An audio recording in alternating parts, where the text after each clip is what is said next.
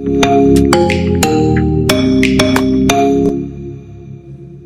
विशाल दत्त के बारे में बताना पड़ेगा कि गुप्त युगीन साहित्यकार था, है ना। उसकी दो रचनाएं बहुत ज्यादा फेमस हैं, मुद्रा राक्षस और देवी चंद्रगुप्तम, है ना। तो ये दो फैक्ट अपने हो गए। तीसरे फैक्ट को हमें अब सोचना पड़ेगा कि हम क्या लिखें, है ना। दो फैक्ट तो मुझे लगता है कि इजीली सारे स्टूडेंट्स कैच कर लेते हैं, तीसरे फैक्ट के बारे में थोड़ा कंफ्यूज रहते हैं। तो हमें उसकी जैसे मुद्रा राक्षस है रचना, उसके बारे में हमें बताना पड़ेगा कि संस्कृत साहित्य का प्रथम भारतीय ग्रंथ है ना। तो ये फैक्ट की हमें प्रायोरिटी देनी पड़ेगी, क्योंकि फैक्ट हमें बहुत सारे मिलेंगे, हमको उनकी प्रायोरिटी सेलेक्ट करनी है खुद। और ये चीजें आएंगी प्रैक्टिस से, जब हम जितना ज्यादा सोचते जाएंगे, हमारे दिमाग में जैसे ही हम पढ़े ये चीज आनी चाहिए कि गुप्त वंश से ये 3 मार्कर्स हैं, ये 5 मार्कर्स हैं, ये 11 मार्कर्स हैं। हिस्ट्री में प्रस्तावना और निष्कर्ष नहीं बदलता है, चाहे क्वेश्चन जैसे भी आ जाए। आप उसी टाइम एक कॉमन प्रस्तावना और एक कॉमन निष्कर्ष रेडी करके रखें, क्योंकि मुझे ऐसा लगता है कि ऑन द स्पॉट हमें बहुत सारे क्वेश्चंस ऐसे मिलते हैं जिसकी हमने कभी प्रैक्टिस नहीं की होती है, और हमें उनको एक्स्ट्रा टाइम देना पड़ता है। भले ही बोलते हैं कि 3 मिनट के 3 नंबर वाले क्वेश्चन 1-1 मिनट में कर दें, लेकिन कभी कभी कुछ क्वेश्चन ऐसे आते हैं कि हमें रिकॉल करने में उनको ज्यादा टाइम लगता है। तो हम ऐसे क्वेश्चन पे ज्यादा फोकस करें कि जो सीधा सीधा लिख देना है हमें, उसको उसी फॉर्मेट में बनाएं, उसी फॉर्मेट में बार बार रिवाइज करें, कई बार। और 5 मार्कर्स की बात अगर आती है, तो 5 मार्कर्स के 10 क्वेश्चन आते हैं, 10 क्वेश्चन में हमें 8 फॉर्मेट तैयार करके रखने हैं। और लाइन डायग्राम या फ्लो चार्ट जिसको कहते हैं, वो हमें यूज जरूर करना है, लेकिन कॉपी के जगह वेस्ट नहीं करनी है ना। जैसे मैं कुछ लाइन डायग्राम के बारे में आपको आइडिया दे देती हूँ। तो मुझे ऐसा लगता है कि हमें 10 क्वेश्चन में अलग अलग अप्रोच रखनी पड़ेगी। उसमें ऐसा नहीं है जितनी बार हम प्रैक्टिस करेंगे वो आ जाएगी हमसे। तो कॉपी में वेरिएशन बना रहता है, कॉपी खिली खिली और अच्छी लगती है, लगता है कि मेहनत की गई है। बहुत साफ, बहुत व्यवस्थित और बहुत सुंदर लिखना है। जिसकी राइटिंग खराब है, उसको अपनी राइटिंग को एटलीस्ट इतना बना लेना है कि वो पठनीय हो, चाहे वो कोई छोटा बच्चा पढ़े या बुजुर्ग पढ़े। उसको बार बार अपनी आंखें उसमें ज्यादा जोर ना देना पड़े, क्योंकि वो जो प्रोफेसर्स रहते हैं, वो सीनियर्स रहते हैं, और वो ज्यादा जोर नहीं लगाएंगे आपकी कॉपी पढ़ने में, वो नंबर आपके कट कर देंगे।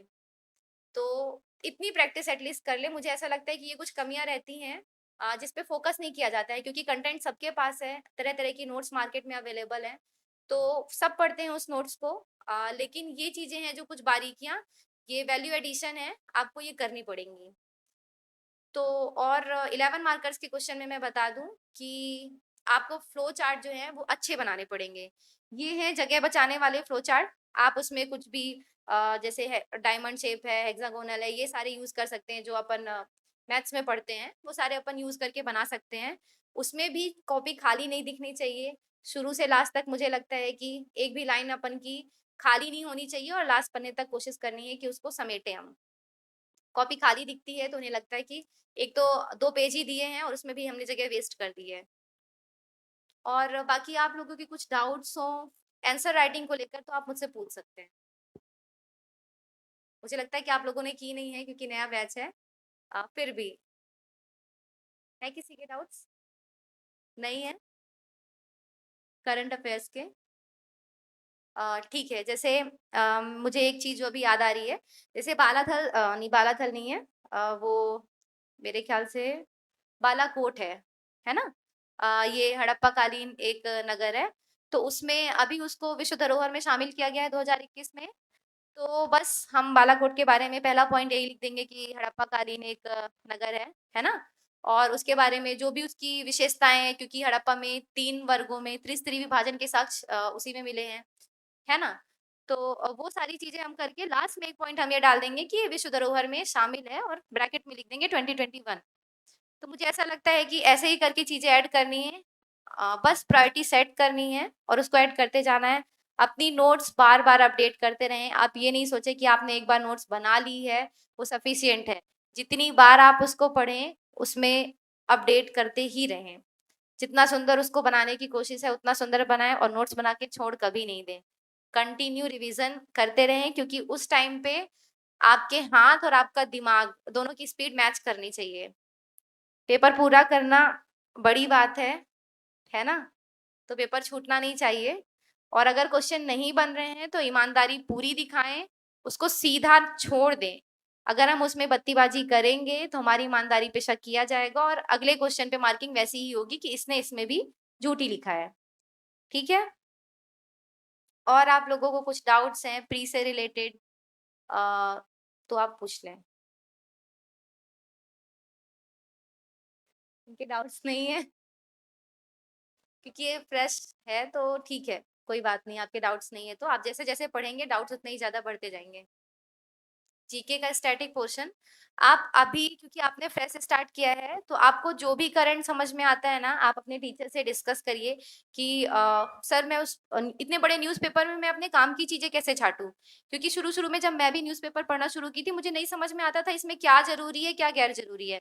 मैं अगर खेल वाला पेज उठाती थी तो मैं उसमें ग्रैंड स्लैम वगैरह तो मुझे पता ही नहीं था कि ऐसी चीजें होती हैं। तो मैं जितने भी टेनिस का कप निकलते थे सबको लिख लेती थी अपनी कॉपी में।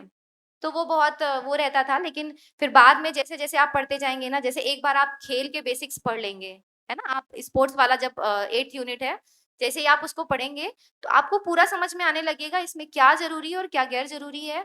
और प्रीवियस ईयर्स के क्वेश्चन आप देखेंगे, तो आपको समझ में आएगा कि इस डायमेंशन से वो उठा रहा है क्वेश्चन। क्योंकि अभी आप फ्रेश हैं तो सेम प्रॉब्लम्स हैं। मेरी भी सेम प्रॉब्लम्स थी, मुझे नहीं समझ में आता था। तो अभी आप आदत डालिए न्यूज़पेपर पढ़ने की और अपने टीचर से डिस्कस करिए, बार-बार उनसे पूछिए। उनको थोड़ा परेशान आप करेंगे लेकिन ये आपके लिए बहुत अच्छा होगा। बार-बार पूछिए कि सर मैं कहाँ से उठाऊँ इस चीज़ को? है ना? इतने बड़े न्यूज़पेपर में अगर हमने प्रतियोगिता दर्पण खरीदी है, किसी ने विज़न खरीदी है, करंट, तो हमें समझ में नहीं आता इतनी मोटी हम कैसे कर लें? क्योंकि धीरे-धीरे करके अब आज मैं 1 दिन में प्रतियोगिता दर्पण अपनी खत्म कर देती हूँ और पूरा पढ़ लेती हूँ उसको।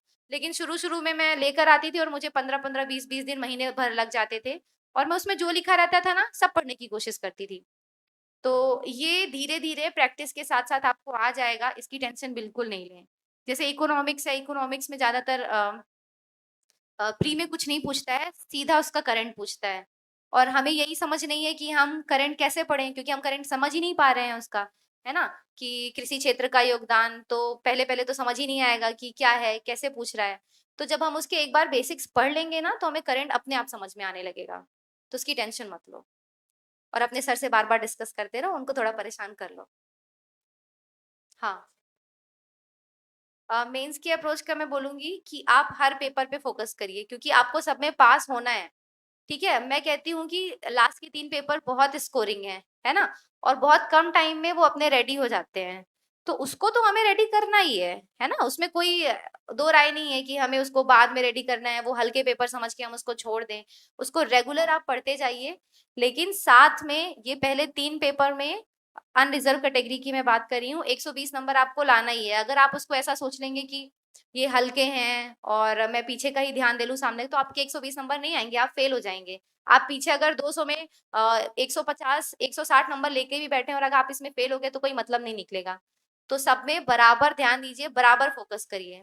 मैं तो यही कहूँगी क्योंकि जिस तरह से थर्ड पेपर आना शुरू हुआ है, उस तरह से उसने बता दिया है कि आपको इसमें पासिंग मार्क एट लीस्ट चाहिए। हम इतना ज़्यादा उसमें नहीं कर सकते कि हम उम्मीद करें कि हमें 200 नंबर मिल जाएँगे, 300 में 200, 250 इतने नंबर मिल जाएँगे। धीरे-धीरे मिलने लगेंगे, लेकिन क्योंकि अभी नया है, तो हम इतना ज़्यादा उम्मीद नहीं कर सकते। तो आप किसी भी पेपर को या किसी भी यूनिट को हल्के में नहीं लें। सपोज़ आपसे मैथ्स नहीं बन रही है, तो मैं तो कहूँगी कि कुछ लोग कह देते हैं कि मैथ्स नहीं बन रही है, तो छोड़ दो 30 नंबर का। मैं तो कहूँगी नहीं बन रही है, तो कुछ ही टॉपिक दिए हैं, आप बार-बार प्रैक्टिस करिए उनकी। अगर जो मैथ्स बैकग्राउंड से नहीं है, वो भी प्रैक्टिस करें, क्योंकि मैथ्स में 5 मिलेंगे, 11 में 11 मिलेंगे और 3 में 3 मिलेंगे। तो थर्ड पेपर का संजीवनी जो है ना, आपको 120 नंबर लाने हैं, तो वहाँ से बहुत कुछ कवर होगा आपका। और 3 मार्कर पे फोकस करें, रिलैक्स होके 3 मार्कर्स अपने अच्छे से करें, क्योंकि 3 में 3 उसी में मिलेंगे। 5 मार्कर्स में मुझे लगता है कि 3 से ज़्यादा नंबर नहीं मिलते हैं और हम अपना टाइम बहुत सारा उसमें लगा देते हैं। तो 3 नंबर पे ज़्यादा फ़ोकस करें, 11 मार्कर में फ़ोकस करें। 5 मार्कर्स तो मैं सबसे लास्ट में लिखती थी और जो टाइम बचता था उसमें लिख देती थी, क्योंकि उसमें एवरेज मार्किंग होती ही है, आप कितना भी अच्छा लिख लें, है ना? और हाँ, पेपर 6 कैसा है, उसमें जो टॉपिक्स दे रखे हैं ना, उसको तो पहले तुम कई बार पढ़ो, है ना? और वो टॉपिक्स तुम्हें याद हो जाएँ। ऐसा पढ़ो, क्योंकि कुछ टॉपिक्स जैसे राष्ट्रीय एकता और अखंडता वाला टॉपिक है, तुम्हें हिस्ट्री में पढ़ने मिलेगा जब तुम राष्ट्रीय आंदोलन पढ़ोगी, है ना? तो उस टॉपिक को हम देखें, और जब हम हिस्ट्री में पढ़ रहे हैं उसी टाइम पे हम कोशिश करें उस निबंध को पिरोने की, और कविताएं, सूक्तियां और जितने भी टॉपिक्स हैं उसके दो दो तीन तीन कर डालें, क्योंकि 50 नंबर का जो एसे आता है उसमें हमको जगह भरना, क्योंकि 2 घंटे हमारे पास टाइम रहते हैं। प्रारूप लेखन हमें बहुत रिलैक्स होकर लिखना पड़ेगा, प्रारूप लेखन में हम हड़बड़ी नहीं कर सकते हैं क्योंकि वो गलत हो जाएंगे फिर, है ना? तो 50 नंबर वाले में हमें जगह भरनी है, 10 पेज लास्ट तक भरनी है। तो हमें कविताओं का, सूक्तियों का बहुत इस्तेमाल करना है, बहुत अच्छी-अच्छी, बहुत इफ़ेक्टिव लिखनी है उससे रिलेटेड। तो मैं यही कहूँगी कि 20-25 मिनट में अपने दिन के सब लोग दें उसमें, उससे ज़्यादा वो नहीं माँगता है। और उसमें कुछ सतत विकास लक्ष्य हैं, ये हम पर्यावरण में भी पढ़ लेंगे, है ना? तो कुछ कोर चीज़ें हैं, जैसे अगर हमने 17 सतत विकास लक्ष्य नहीं याद किए हैं, तो हम ऐसे से डील नहीं कर पाएँगे, है ना? तो कुछ चीज़ें हमें उसकी याद करनी है, और कुछ चीज़ें सूक्तियों से भरनी है, कुछ करंट से उसमें भरनी है। अगर हिस्ट्री से जुड़ पाए तो हिस्ट्री से जोड़ने की कोशिश करनी है। बस आप लिखने की प्रैक्टिस करो उसको, अपने टीचर से चेक करवाओ, उनसे बार-बार पूछो कि कहाँ गलती मैं कर रही हूँ और इसको अच्छा कैसे बना सकती हूँ, वो हो जाएगा। पेपर थर्ड के लिए मुझे ऐसा लगता है कि शुरू के 3 यूनिट जो हैं वही ज़्यादा टफ पड़ते हैं, बाकी तो एवरेज ही हैं यूनिट्स। तो फिजिक्स, केमिस्ट्री और बायोलॉजी जो भी टॉपिक्स लिखे हैं, पहले जो भी नोट्स अवेलेबल हैं, जो यहाँ पढ़ाई जा रही हैं चीज़ें, उनसे एक बार पढ़ डालें। उसके बाद जब आप सेकंड रीडिंग करें, पहली ही रीडिंग में बहुत ज़्यादा पढ़ने की कोशिश नहीं करें, बहुत बोझिल हो जाएगा और आप डर जाएँगे। जब आपको एक बार उतना हो जाए तो आप सेकंड रीडिंग लगाएँ उसकी, और सेकंड रीडिंग में फिर आप कोशिश करें या तो आप एनसीईआरटी से वो स्पेशल टॉपिक्स जो उसमें मेंशन कर रखे हैं, पूरी एनसीईआरटी नहीं पढ़नी है। वो मेंशन कर रखे हैं, उसके छोटे-छोटे नोट्स बना के, जैसे वेस्पर थ्योरी आई थी, तो मुझे लगता है कि 100 में से 10% बच्चों ने ही अटेंड की होगी, अगर जिससे बनी होगी, तो 90% ने अटेंड नहीं की है। मैंने खुद ने अटेंड नहीं की है, तो उससे कोई ख़ास फ़र्क नहीं पड़ेगा, क्योंकि वो किसी से नहीं बनेगी। हमसे नहीं बन रही है तो किसी से नहीं बनेगी, है ना? तो ज़्यादा भी नहीं घुसना है, बहुत ज़्यादा टेक्निकल चीज़ों में नहीं फँसना है। जितना हो सके बेसिक सिलेबस कवर करने की कोशिश करनी है। और उसके बाद मैथ्स है, तो मैथ्स वाले बच्चों के लिए तो वो बहुत अच्छा है, और जो मैथ्स के नहीं है वो भी उसको अच्छा कर लें, क्योंकि कुछ ही टॉपिक हैं और वो इतने टफ नहीं है, है ना? कंप्यूटर है तो कंप्यूटर भी ईज़िली अवेलेबल है, और तो बाकी की यूनिट्स ईज़ी हैं। साइंस का कंटेंट नहीं मिलता। कौन-सी यूनिट? हाँ, एनवायरनमेंट और एनर्जी वाली की कंटेंट की प्रॉब्लम है, वो मुझे भी थी। लेकिन एनर्जी वाली जो यूनिट है ना, तो उसमें तो हम पूरा जो भी हमें मिल रहा है, सौर ऊर्जा, पवन ऊर्जा, ये वाले टॉपिक जो ईज़िली अवेलेबल हैं, उनको तो एटलीस्ट हम अच्छे से करें। उसमें जो सेकंड चैप्टर दे रखा है, उसके कंटेंट नहीं मिलते हैं, और असल में वो समझ में भी नहीं आते हैं खुद से। तो हमारे पास जो अवेलेबल है ना, हम उसकी शॉर्ट नोट्स बना लें, खुद से समझ-समझ के आप उस चीज़ को इतना आत्मसात कर लें कि अगर घुमा के भी हमसे पूछे तो हम लिख सकें उस चीज़ को, है ना? तो जो अवेलेबल नहीं है उसका टेंशन मत लो, वो किसी से नहीं बनेगा। और आप ये बंद हो गया क्या? अ, अगर आप इंटरनेट पे वही टॉपिक इंग्लिश में डालेंगे ना, आपको ईज़िली मिल जाएगा। हिंदी में नहीं मिलता है, इंग्लिश में डालेंगे, फिर गूगल ट्रांसलेटर ऑन करके हिंदी मीडियम वाले बच्चे हिंदी में कर सकते हैं। इंग्लिश में ईज़िली अवेलेबल हैं वो टॉपिक। और आप नेट का ज़्यादा से ज़्यादा इस्तेमाल करें सही चीज़ों के लिए, क्योंकि जो रिमोट सेंसिंग वाली यूनिट है ना, रिमोट सेंसिंग है, जीआईएस है, जीपीएस है, उसके इतने अच्छे नहीं मिलते हैं नोट्स। लेकिन अब जब आप उसकी एनसीईआरटी पढ़ेंगे तो आपको बहुत अच्छी मिलेगी। तो मैं यही कहूँगी कि एक बार एनसीईआरटी को भी पलटा लें, क्योंकि उसमें 3-4 टॉपिक ही दे रखे हैं 5th यूनिट में, और अच्छी स्कोरिंग है वो यूनिट। तो यही है। जो टॉपिक है ना, जीआईएस है, आप डालिए जीआईएस, एनसीईआरटी, आपको हिंदी में डालनी है तो आप हिंदी डाल दीजिए, सामने इंग्लिश डाल दीजिए, उसकी पीडीएफ आपके सामने आ जाएगी। क्लास वगैरह आपको डालने की ज़रूरत नहीं पड़ेगी। और सेम चीज़ है 4th पेपर में, जैसे एक सिद्धांत पूछा था, मनोवृत्ति से रिलेटेड, मुझे अभी नहीं याद है उसका, तो वो भी बुक्स में अपडेट नहीं मिलता है। तो आप एनसीईआरटी में सेम टॉपिक डालेंगे ना, आपकी उसको पीडीएफ सामने आ जाएगी। तो एनसीईआरटी की ज़्यादा से ज़्यादा हेल्प लें, जो नोट्स में नहीं मिलता है वो एनसीईआरटी में ज़रूर मिलेगा। तो आपको अगर लग जाए तो आप मोबाइल से या टैब से पढ़ लें, और नहीं तो आप उसका प्रिंट निकलवा लें। अच्छा लिखा है, सरल लैंग्वेज में है, और समझ जाएँगे। इंग्लिश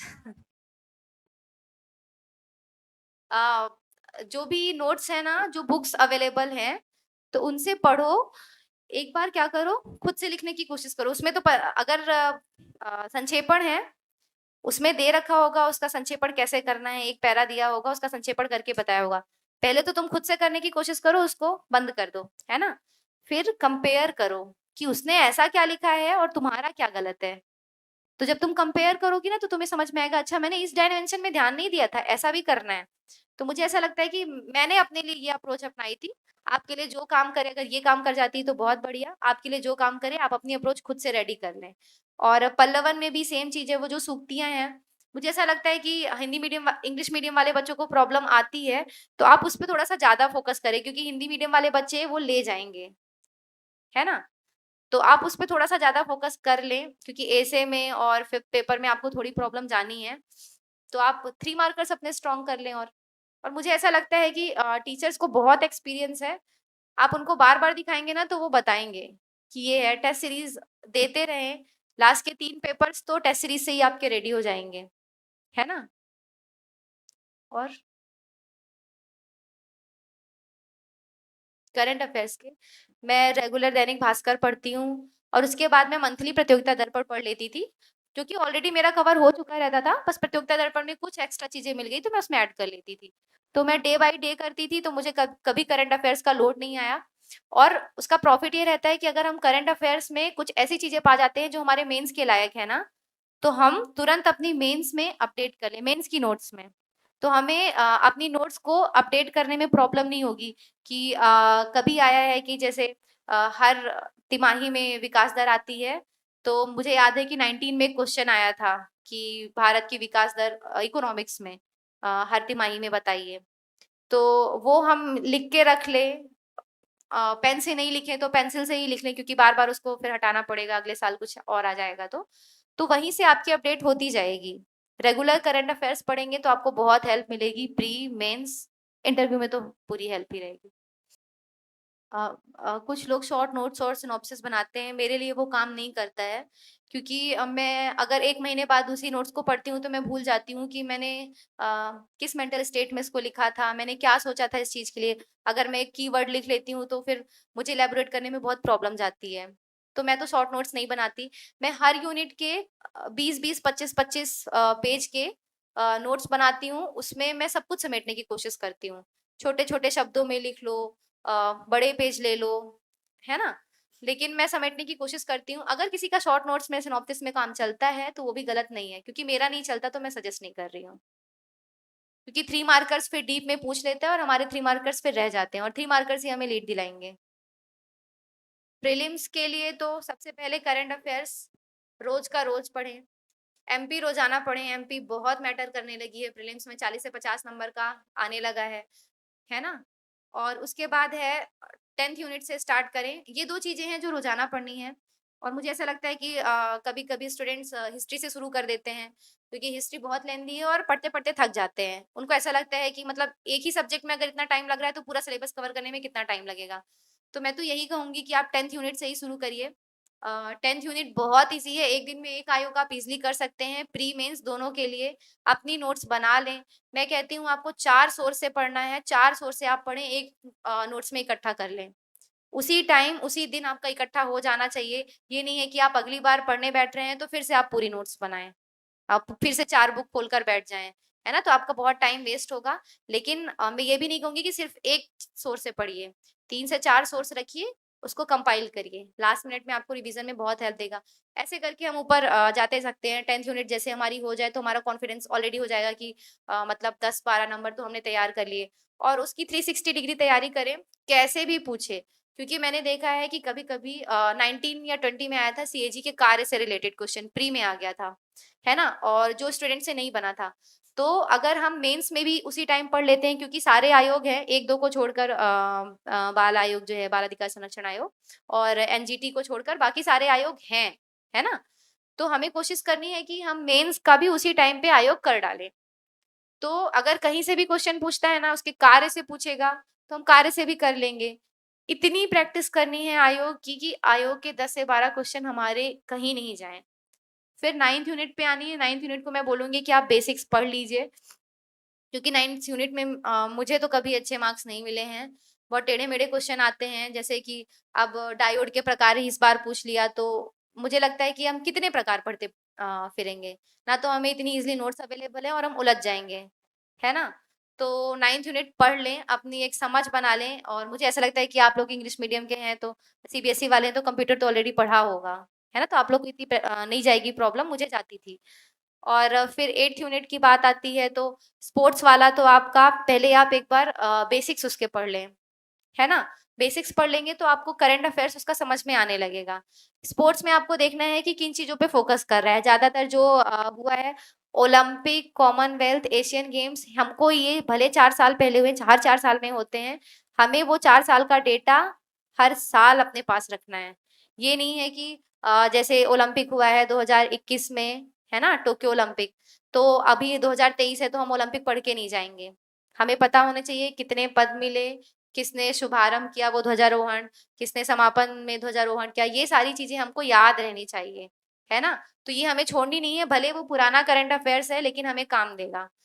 और स्पोर्ट्स तो आपका ऐसे करके हो जाएगा। आप ये ऐसा भी इसको सोच सकते हैं कि आज के दिन मैं ओलंपिक पढ़ लूँ, आज के दिन मैं एक अगले दिन एशियन, कॉमनवेल्थ, और एक दिन में क्रिकेट खत्म कर लें, एक दिन में हॉकी खत्म कर लें।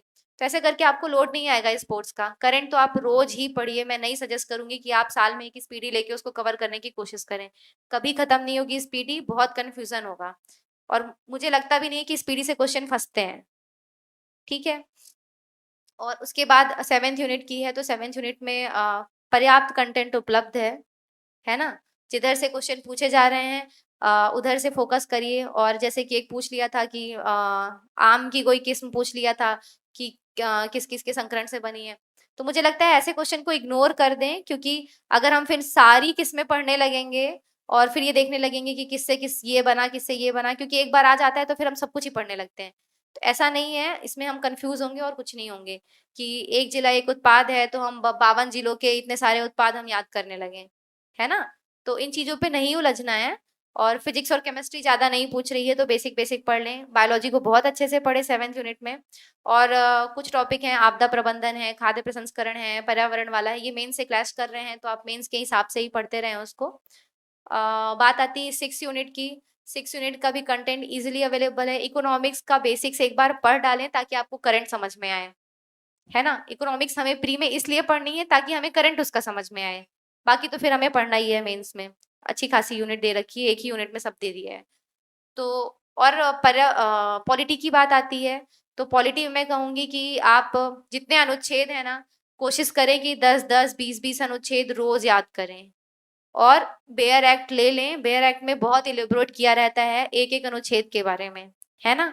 तो अगर हम कभी ऊपर से पढ़ के चले जाते हैं अनुच्छेद, तो फिर हम अंदर का नहीं समझ पाते हैं कि हम क्या करें उसमें। लक्ष्मीकांत में भी अनुच्छेद अनुच्छेद बस करके दिया है, उसमें अंदर की बातें नहीं लिखी हुई हैं। तो बेयर एक्ट ले लें, हिंदी इंग्लिश जो भी आपको जम जाए, जो भी समझ में आ जाए। उसकी लैंग्वेज थोड़ा टफ रहती है लेकिन उसमें सब कुछ है। रोजाना अनुच्छेद याद करते रहें। उसके बाद आती है 5th यूनिट की बात। तो 5th यूनिट में मैं जितना याद कर पा रही हूँ, एमपी की इकोनॉमी और पॉलिटी है। तो वो तो एमपी आप करते ही रहेंगे। जैसे कि आजकल राज्यपाल, मुख्यमंत्री, इन सबसे बहुत क्वेश्चन पूछ रहे हैं, और ये सॉलिड क्वेश्चंस रहते हैं, इनके आंसर हमसे बन ही जाएंगे। तो इनको तो बहुत फोकस करें, खत्म करें इनको। और फिर बारी आती है वर्ल्ड ज्योग्राफी की। तो मैंने ऐसा देखा है कि पिछले कुछ टाइम से वर्ल्ड ज्योग्राफी क्वेश्चन ऐसे आ रहे हैं कि बस हम तुक्का ही लगा सकते हैं उसमें। तो ऐसा कर लें कि मैप बनाएं। हमें मैप बनाने की मेंस में जरूरत नहीं पड़ेगी कि हम पूरे महाद्वीपों को बनाएं, लेकिन फिर भी प्री में हमें समझ के लिए उत्तर अमेरिका बनाकर अपनी कॉपी में देखना है कि कहाँ रॉकी पर्वत है, दक्षिण अमेरिका में कहाँ एंडीज पर्वत है। कई बार प्री में ऐसे ही क्वेश्चन पूछ लेता है कि पूर्वी तट पे है कि पश्चिमी तट पे है। हमें ये तो पता है कि उत्तर अमेरिका में है, लेकिन हमें ये नहीं पता है कि उत्तर अमेरिका में किधर है, पूर्व में है कि पश्चिम में है। तो मैप बना बना कर पढ़ें जितना हो सके, बार बार अपनी कोशिश करते रहें। बाकी अगर वर्ल्ड ज्योग्राफी में जैसे इस बार भी एक क्वेश्चन आया था, हिंद महासागर में वो था ट्रेंच, तो वो मुझे ऐसा लगता है कि मुझसे नहीं बना था। तो मुझे ऐसा लगता है कि कोशिश करते रहें बस। बाकी इसका लोड नहीं लें कि वो एक खाई पूछा है तो हम सारी खाई पढ़ डालेंगे, वो कंफ्यूज होंगे हम। और भारत का भूगोल में तो बहुत ईज़ी है, उसमें मुझे नहीं लगता कि किसी को प्रॉब्लम है, अगर प्रॉब्लम है तो आप अपने टीचर से संपर्क करें, है ना? और बात आती है हिस्ट्री की, तो हिस्ट्री की भी ईज़िली अवेलेबल है, अब धीरे-धीरे करके हिस्ट्री को टफ बनाता जा रहा है। पहले जब मैंने 19 में तैयारी शुरू की थी, तब ताम्र पाषाणकालीन सभ्यता की इतनी बातें नहीं होती थी, जितनी अब उसको वेटेज दिया जाने लगा है। मेंस में खासकर काफ़ी वेटेज दिया जाता है। तो इसलिए मुझे ऐसा लगता है कि हिस्ट्री को जितना ज़्यादा से ज़्यादा अपडेट हो सके ना, उतना अच्छे से पढ़ें। क्योंकि बहुत बेसिक हिस्ट्री पहले हम देखेंगे कि हिस्ट्री की नोट्स जो आया करती थी, वो कितनी कम-कम लिखी रहती थी। अब हिस्ट्री की नोट्स में क्या-क्या नहीं डाल दिया है। तो हिस्ट्री तो धीरे-धीरे करके एक बार में कोशिश नहीं करें, हिस्ट्री धीरे-धीरे करके लेंथी सब्जेक्ट है तो करते जाएँ उसको। बस मुझे लगता है शुरू से अंत तक हो गया है प्री का। क्या? हाँ। ये मेंस के लिए आपको करना है। जैसे मुझे नहीं लगता है कि सारे फ़ोक डांस प्री के लिए तो सारे अपन को पढ़ लेने हैं कि कौन-सा किस क्षेत्र का है ना? मेंस के लिए जैसे स्पेशली राई है ना? क्योंकि मध्य प्रदेश का राजकीय नृत्य है, तो हम शुरू ही यहाँ से कर सकते हैं कि 3 नंबर में पूछेगा, 3 नंबर से ज़्यादा में नहीं पूछेगा राई और कोई भी स्पेशल पूछेगा। तो पहले तो हम यही डाल सकते हैं ना कि पहला फैक्ट हम अपने से बना के डाल दें कॉमन फैक्ट कि मध्य प्रदेश का जैसे राई के अलावा है राजकीय नृत्य है ना? उसके बाद हम क्षेत्र लिख दें बुंदेलखंड, उसके बाद उसके कलाकार लिख दें, है ना? राम सहाय पांडे उनको पद्मश्री भी मिला है, जब पद्मश्री मिला है उसके बगल में ईयर लिख दें उसका। बस 3 नंबर हमारे कहीं नहीं जाने हैं। मेंस के लिए ये नहीं पढ़ना है, मेंस के लिए वही पद्मश्री वगैरह पढ़ना है जो करंटली मिले हैं। कभी-कभी पीछे का भी पूछ लेता है लेकिन हम कितना पीछे का पढ़ते रहेंगे, है ना? तो कोशिश ऐसी करनी है कि इन चीज़ों को अपने माइंड में एक सेट करके रखें कि प्री में तो ऐसा पूछेगा, मेंस में पूछेगा तो मैं इसमें क्या लिखूँ? है ना? अपना दिमाग बहुत क्लियर रखें, बहुत स्पष्ट रखें इन चीज़ों के लिए।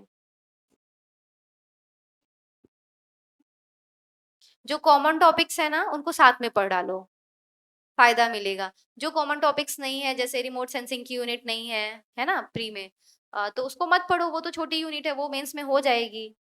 तो कॉमन टॉपिक्स तो एटलीस्ट हम कवर करके रखें, बाद में हमें बहुत लोड नहीं हो, क्योंकि प्री और मेंस के बीच में ज़्यादा गैप नहीं रहता है। अभी कुछ टाइम से 1-2 साल से मिलने लगा है, लेकिन ज जनरली नहीं रहता है, 3 महीने ही दिए जाते हैं, 90 दिन।